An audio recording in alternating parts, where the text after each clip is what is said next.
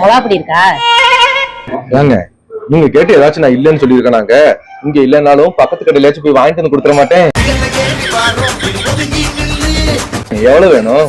அதுல ஒரு 1/2 கிலோ தாங்க. 1 கிலோ போதுமா? சரி வேற என்ன வேணும்? லேஸ் பாக்கெட்ல ஒரு 5 தாங்க.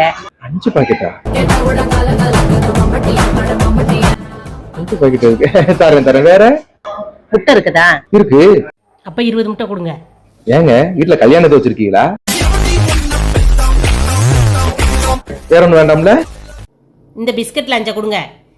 5 இருக்கு, மொத்தமே 10 தான் இருக்கு. அப்படியே ஒரு பாக்கெட்டா தான் இருக்கும், எடுத்துட்டு போங்க.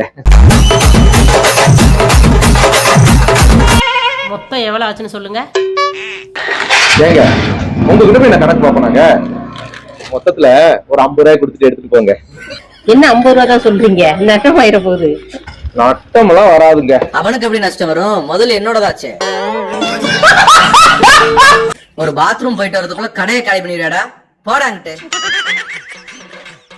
அது சரி, கடை இந்த அளவுக்கு இல்லையா? கொஞ்ச நேரம் கழிச்சு வந்திருந்தா கடையே அவ பேர்ல எழுதி கொடுத்துப்பேன் போல இருக்கு, களவாணி பையன்.